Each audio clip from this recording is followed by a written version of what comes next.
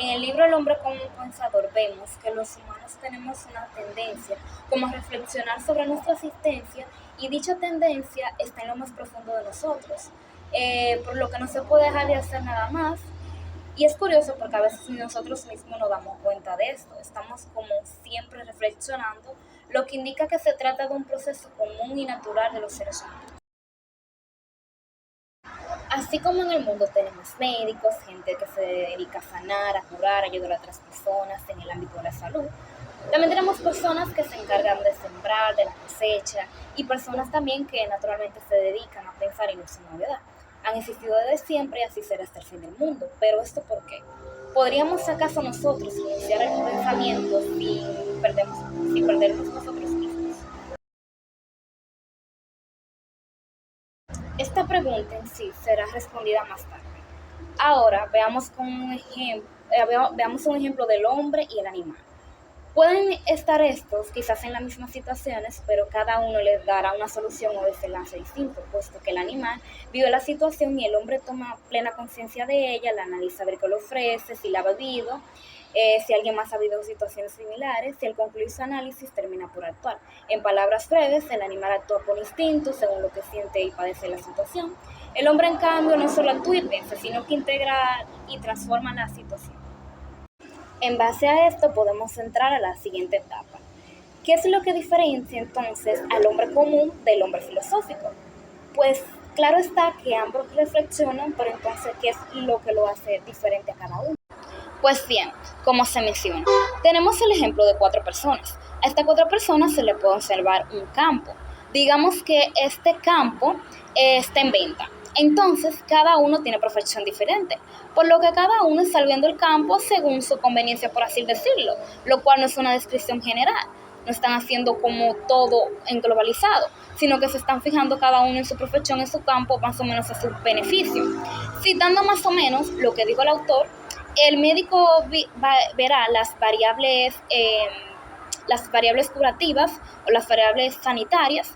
Un ingeniero verá las posibilidades o las dificultades de construir. El agricultor vería entonces su capacidad para cultivar, para sembrar los diferentes frutos ahí. Y ya un sacerdote vería si no sería posible ahí hacer otra iglesia.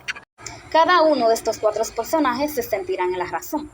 Y estos serían los hombres en común, porque en cambio el filósofo no vería todo blanco y negro, sino que traspasaría cada área para reflexionar un poco más. Reflexionaría hasta el final, porque cuando ellos creen como haber encontrado la solución, se seguirán cuestionando, porque de eso se trata su ser, de responderse y seguirse preguntando, de preguntando y seguirse respondiendo. Aquí podemos ver claramente que el hombre común tomaría su decisión sin saber si tiene sentido. O sea, puede ser que no esté completamente seguro o pensando que sí tiene la razón, pero en cambio el filósofo antes de se la buscará. Y si es posible, aún buscándole esa solución, seguirá cuestionándose. Ahora, la pregunta del millón. ¿Es muy ambicioso querer saber tanto, tener tantos por qué? Víctor Frank nos responde esta pregunta con 3 argumentos. El primero se basa en la necesidad humana de sentir que se tiene un motivo, un valor, algo para lo cual vivir. Un ejemplo claro es el mismo Frank que sobrevivió al holocausto, pero su familia no corrió con la misma suerte. Lo cierto es que el hombre en su libro En busca del sentido, confiesa que el pensamiento de su esposa lo mantuvo de pie, resiliente ante las peores condiciones humanas, pero que siempre pensar en ella les daba razones y motivos para poder seguir adelante. Lo que significa que ciertamente nosotros necesitamos agarrarnos a un motivo, una razón para poder seguir adelante. Lo cierto es que él, probablemente muy cerca, hubiese visto casos así, donde las personas sentían que no tenían ningún sentido o nadie los esperaba y se rindieron incluso antes de luchar. Porque una persona que no tiene con lo que luchar para vivir, tampoco tiene un motivo para seguir viviendo.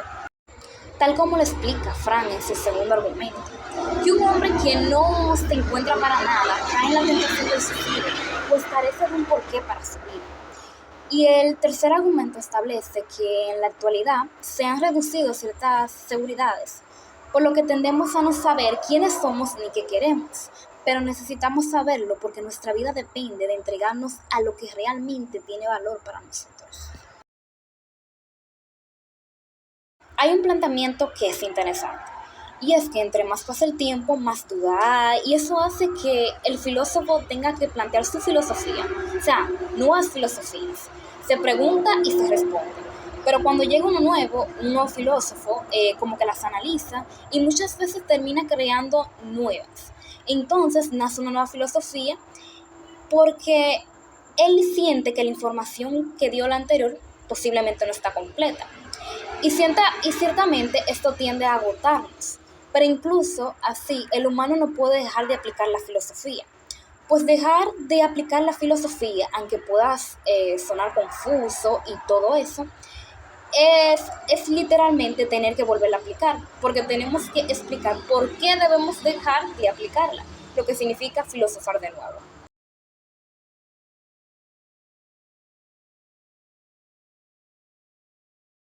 En base a la pregunta, tenemos la de filosofar como modo de estar en el mundo.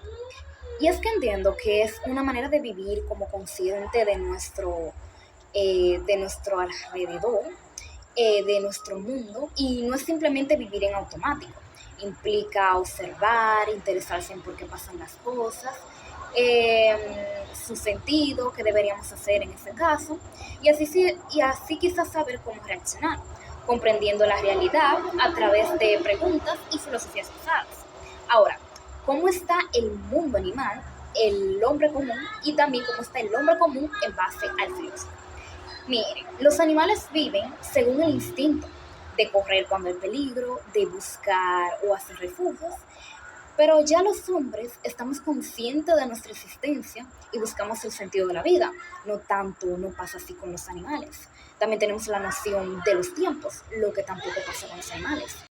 Sin embargo, el filósofo buscaría por qué dicha cosa le da sentido a alguien, a la vida de alguien, etc. También vemos que un hombre común trabaja. El filósofo se pensaría por qué de esto y para qué. Tenemos ahora la siguiente pregunta. ¿Humaniza la filosofía el hombre y en qué sentido? Yo pienso que totalmente. Considero que un filósofo no busca dejarse el conocimiento para sí mismo, o sea, para su propio beneficio y para su explotación, sino que busca abrir los ojos y reflexiona sobre el bien y el mal. Y así sus decisiones no harán daños a terceros. Reflexiona sobre la justicia, sobre la libertad, y no es multitud. No usa ese conocimiento para el mal. Y muchas veces las personas que no estamos ligados al tema de la filosofía y no lo conocemos, en realidad sí hacemos esto. Sin embargo, yo entiendo que ellos buscan transformar el mundo, hacer conocer al mundo de una forma mejor, por lo que sí humaniza a la humanidad, porque no busca hacer el mal, sino utilizar el conocimiento para el bien. Por lo tanto, cuando investigamos el porqué, analizamos, vemos los trasfondos, nos hacemos más empáticos, responsables, conscientes, y eso pasa con los filósofos. Ahora, vamos con la cuarta pregunta sobre la abundancia de la filosofía y el cansancio filosófico.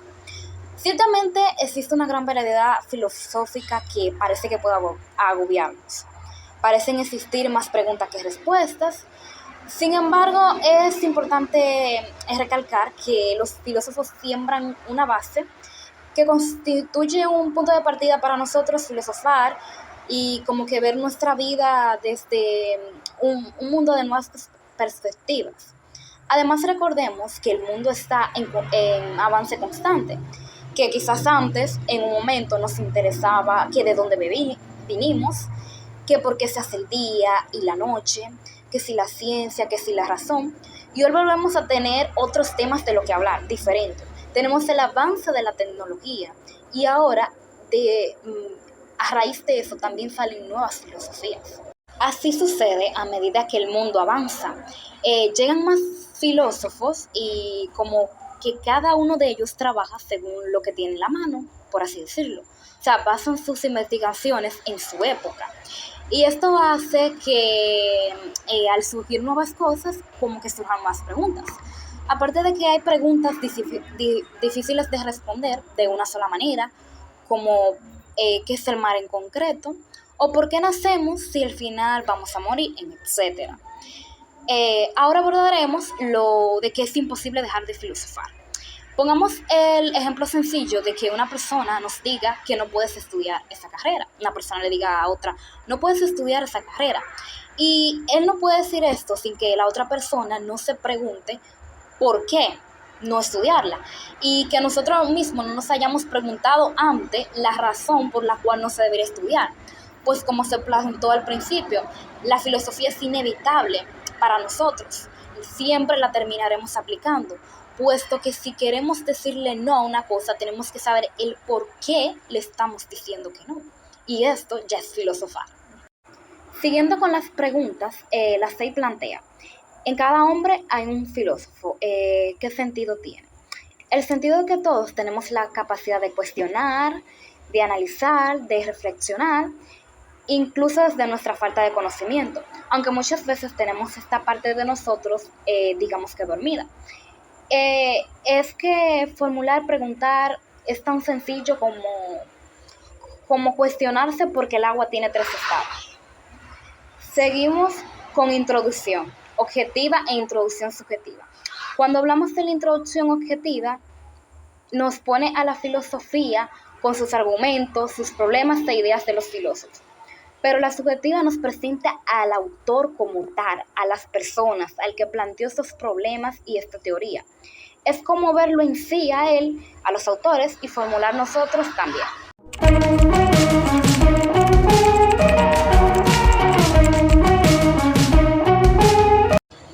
Para concluir, es importante destacar estos puntos.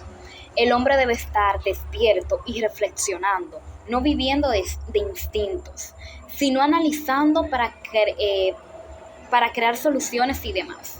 Los hombres comunes reflexionamos, pero siempre en base a nuestras áreas y nuestras zonas de confort, por lo que no solemos meditar e indagar por fuera, desde todos los puntos, sino que solemos encasillar.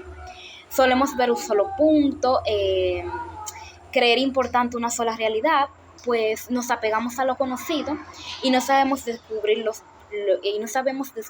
lo demás. Por tanto, como con el ejemplo de las 4 personas de diferente área, mejor utilizaríamos todos esos conocimientos, analizaríamos desde todos los puntos, vemos más allá desde los puntos de vista parciales y trascendemos. Así como el filósofo, con el arma del porqué, trasciende al hombre común porque crea mejores soluciones. Ciertamente, cuando nos entrenamos como filósofos, nos damos cuenta de tantas realidades y comenzamos literalmente a filosofar. Vemos lo increíble de ir al meollo, al punto de las cosas, pero también notamos todo lo que hay sin resolver. Nos damos cuenta de que no sabemos de nada y en vez de respuesta quizás terminemos con muchas más inquietudes. Pero incluso así no viviremos sin filosofar. Siempre vamos a querer conocer, aunque no seamos tan específicos y buenos dando respuestas como realmente los filósofos. Pero el hombre común no puede vivir sin filosofar porque no hallaría su razón en el mundo, su ancla, su motivo. Y por eso el ser humano necesita apoyarse en una creencia, un comienzo, una razón, un sentido para sostenerse y buscar la verdad. O por lo menos para seguir hacia adelante. Ciertamente, cuando nos entrenamos como filósofos, nos damos cuenta de tantas realidades y comenzamos literalmente a filosofar. Vemos lo increíble de ir al meollo, al punto de las cosas, pero también notamos todo lo que hay sin resolver. Nos damos cuenta de que no sabemos de nada y en vez de respuesta quizás terminemos con muchas más inquietudes. Pero incluso así no viviremos sin filosofar. Siempre vamos a querer conocer, aunque no seamos tan específicos y buenos dando respuestas como realmente los filósofos. Pero el hombre común no puede vivir sin filosofar porque no hallaría su razón en el mundo, su ancla, su motivo. Y por eso el ser humano necesita apoyarse en una creencia, un comienzo, una razón, un sentido para sostenerse y buscar la verdad. O por lo menos para seguir hacia adelante.